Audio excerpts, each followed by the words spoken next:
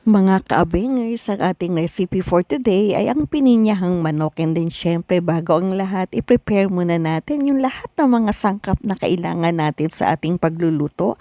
At ito na nga ay meron akong 2 pirasong medium size ng carrot. Syempre binalatan natin siya and then tsaka natin siya hiniwa-hiwa ng bite size, 'di ba mga ka-abengers ko? And then after nga niyan, 'di ba, meron din tayong isang medium size din patatas, and then syempre balatan din natin ito mga ka-abengers ko, and then of course hiwa-hiwa rin the same size ng ating carrots, diba? At ayan na nga, nakita nyo naman, diba mga ka-abengers ko, yung paghiwa natin ng patatas, and then of course pagkatapos nga niyan, so pinagsama ko na sa isang lalagyan, di ba, yung ating carrots and then patatas, and then of course meron tayong bawang, di ba, na pinitpit natin nang sa gayon ay madali siyang mabalatan, and then pagkabalat nga natin, hiwa-hiwain natin siya ng medyo pino, and then of course meron din ako natirang kalahati ng sibuyas, so sinama ko na yan, di ba, and then tsaka natin siya binalatan.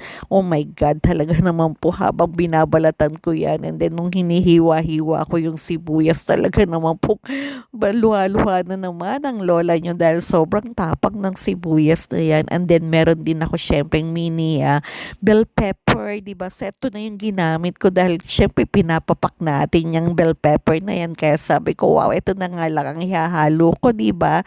And then hiniwa-hiwa rin natin ito, and then pagkatapos ka nating i-prepare lahat ng ating mga sangkap, so syempre ready na tayo sa pagluluto, di ba mga ka-abengers ko? At ayan na nga, nagisa na nga tayo ng sibuyas at sinundan na rin natin ito ng ating bawang, di ba? And then syempre nung okay na yung dalawang yan, sinabay na rin natin yung ating chicken wings na ayan, hinahalo-halo ng lola nyo, di ba? And then syempre kailangan rin natin siyang timplahan, naglagay na rin tayo ng cubes, and then syempre yung ating pamintang durog, and then syempre ang ginamit kong pang-alat ay ang patis.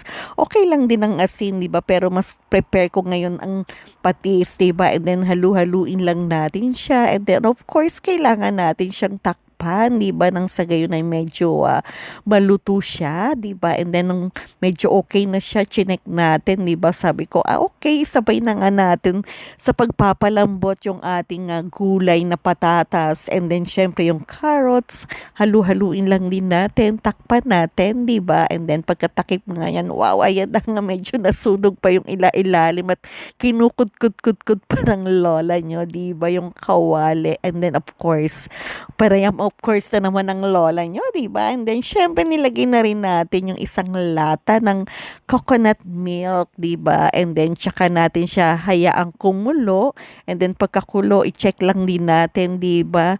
Halu-haluin lang natin tong ating recipe na to, and then syempre pakuluan uli natin, and then eto na, nung medyo okay na yung ating patatas, diba? So nilagay ko na nga yung ating isang lata ng pineapple tidbits, diba? So talaga naman po, ayan, hayaan lang din natin tong kumulo, diba? Halo-halo, check lang din natin, and then syempre hindi kalilimutan ng lola nyo, diba, yung tikman nito, kung ano pa ba yung mga dapat dagdagan, 'di ba? Or kung kailangan natin lagyan ng asin, and then syempre hindi mawawala sa atin yung 2 siling labuyo, 'di ba? And then of course, pagkalagay nga natin siya, pakuluan lang natin siya ulit, 'di ba? Halu-haluin. And then ayan na nga, 'di ba? Nilagay ko na nga yung ating bell pepper, kasi masarap ang bell pepper pagka medyo crunchy, 'di ba? Kaya hinuli ko siya, 'di ba? And then pakuluan lang natin, malapit na 'tong maluto, 'di ba? And then pagkakulungan niyan, 'di ba, ang gagawin na lang natin ay kailangan na natin tong tikman kung okay ba yung lasa nito mga ka-abengers ko, at approve na nga, kaya ayan na, napakasarap ng pininyahang manok.